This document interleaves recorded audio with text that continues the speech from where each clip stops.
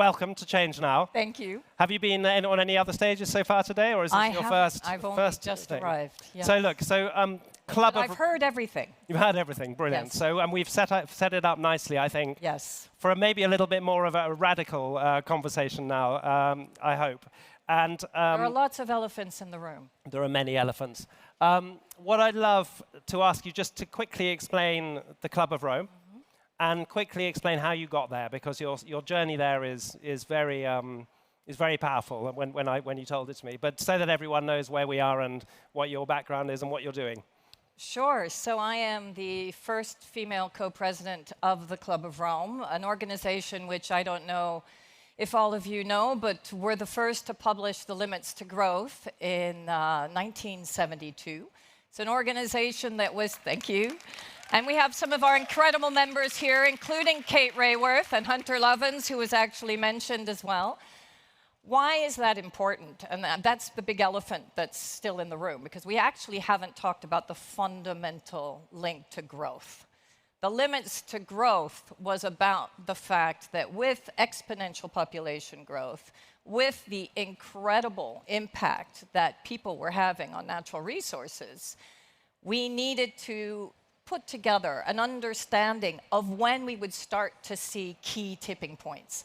And this was done by some MIT researchers, led by an incredible woman and a couple, actually, so Dana Meadows and Dennis Meadows and their researchers, looking at how that juxtaposition of continued population growth with the demand on resources would start to hit a wall, literally.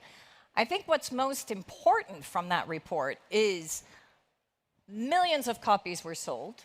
Millions of people's lives were changed.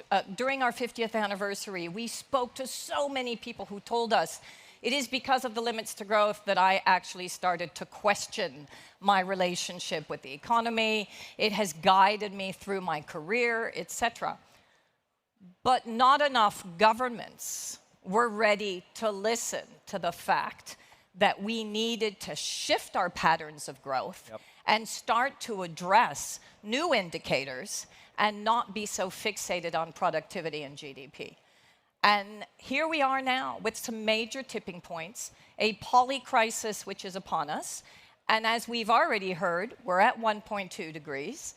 We will only continue to warm the planet, and that will continue to have a series of climate impacts which are going to have direct impacts on all of us. And I think one of the most important quotes, by the way, coming from the former chair of the Trade Union Confederation at the international level, Sharon Burrows, and I would like to say this to all industrialists, to all trade unionists, there are no jobs on a dead planet.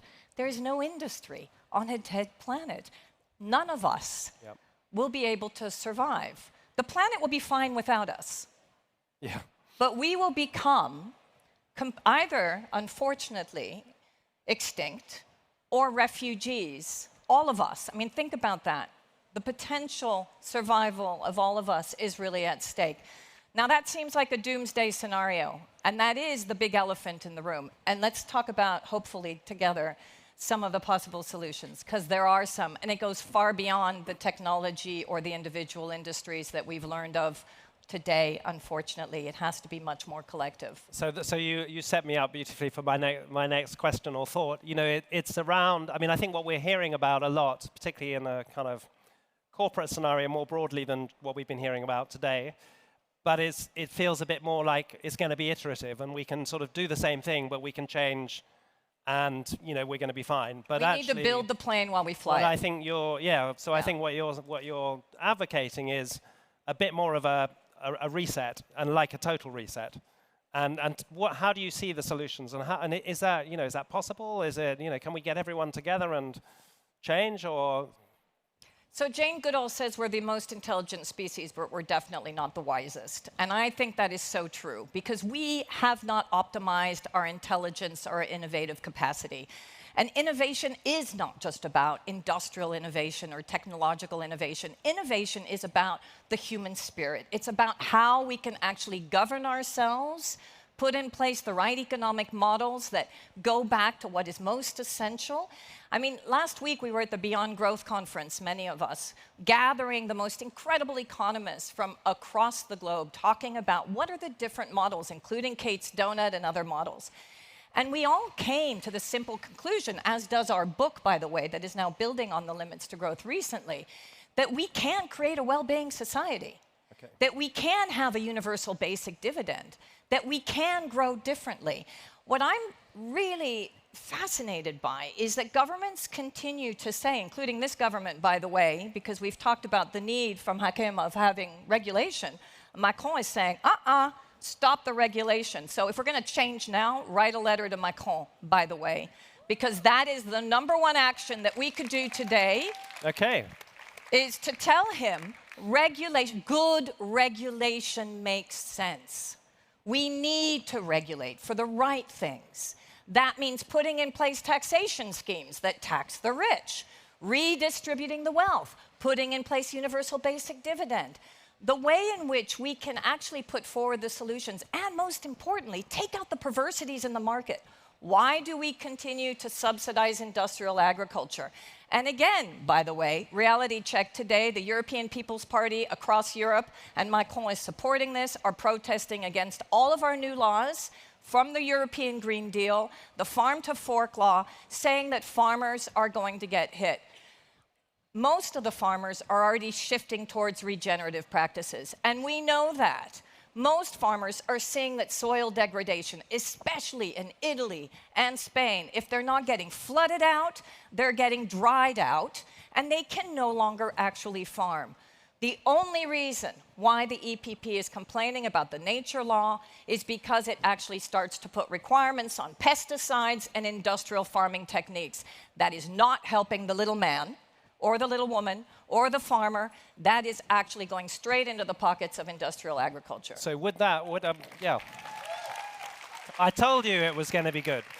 So, I'm just going to try and play that back to you. So, would I be right to think that big industrial companies who are making a fortune out of pesticides are effectively putting pressure on politicians not to put the regulation in that we need? Absolutely. That's cynical.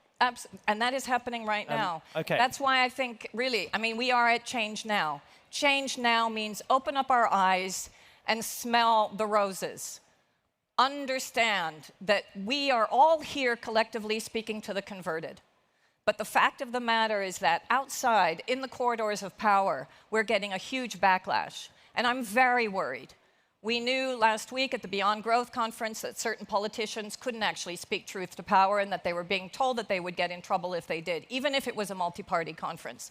We know that most of our leaders, unfortunately, are starting to get nervous. They're using the fear-mongering and they're using the fact that this is going to be bad for the citizen as an excuse to protect business. We have the capacity to work with business. There are brave business leaders that are ready to be ambitious. We have many plans at the European level, and we've already actually, with the European Commission, put forward these plans through the Green Deal, through Fit for 55, and actually through other proposals, including what we call Industry 5.0. So there is hope and there is optimism, but we've got to really, really push, and it's very, very urgent, is what you're saying.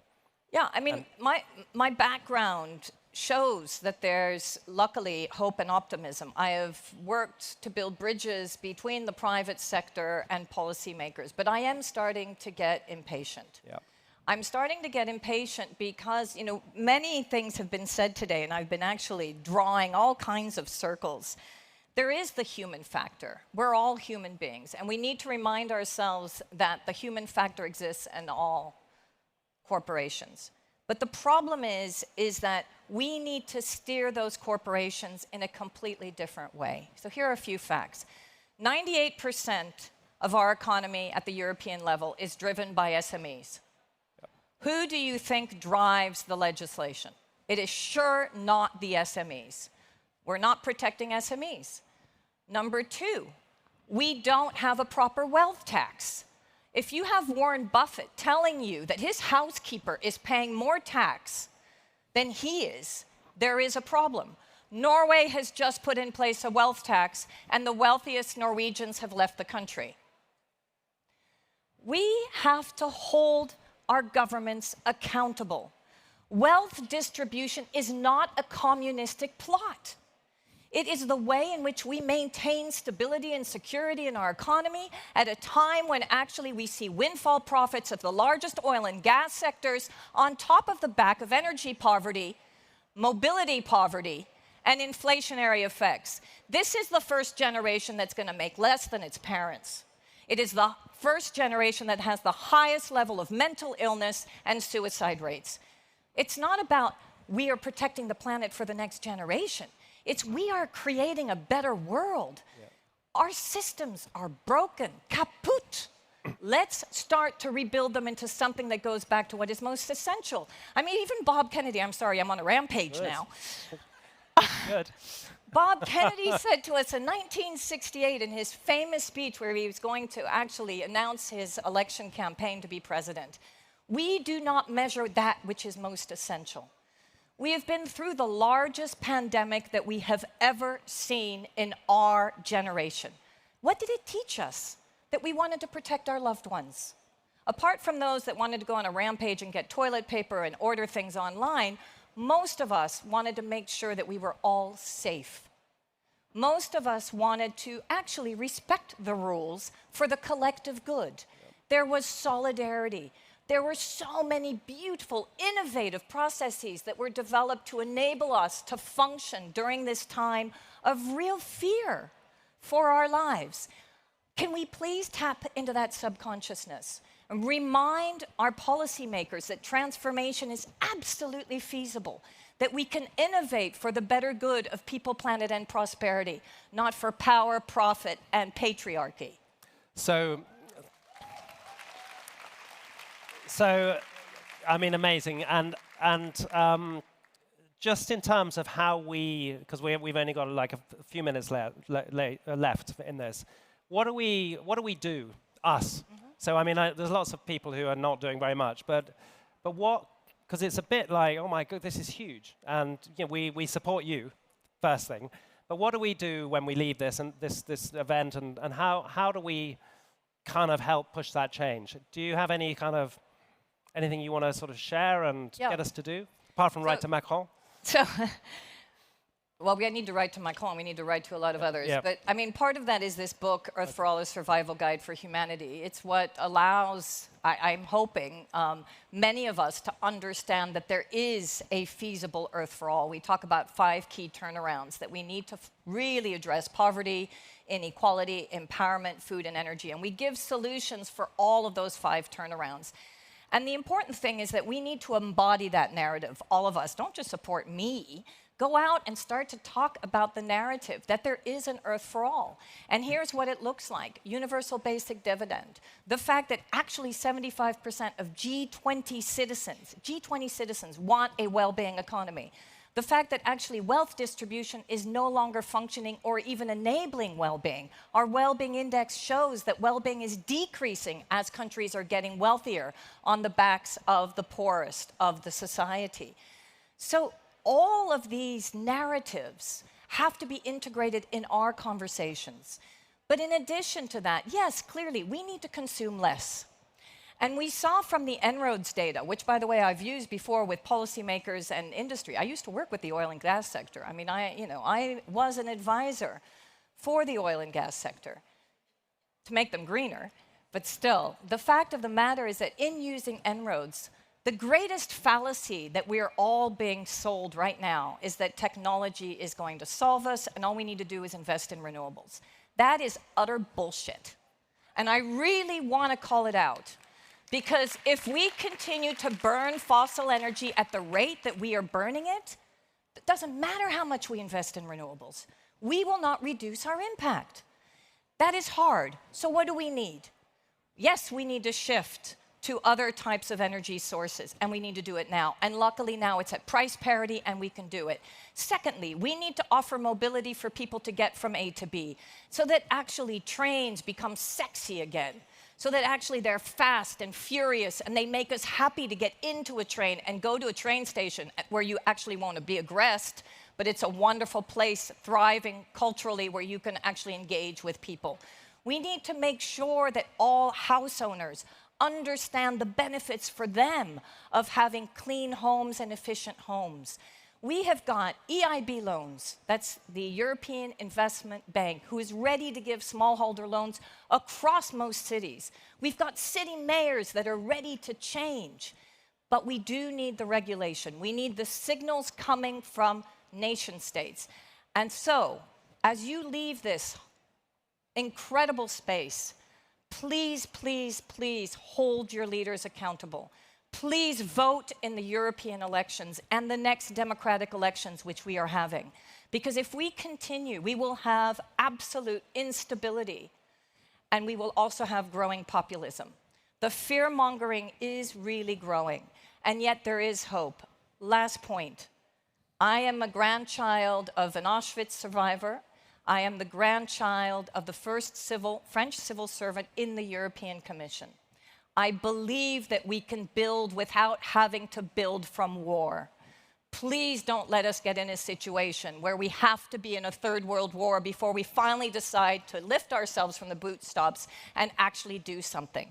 We need to do it now. We need to all embrace activism in a way which is pragmatic and logical, not as if it's the antithesis of a good life for all. Amazing. What do I say?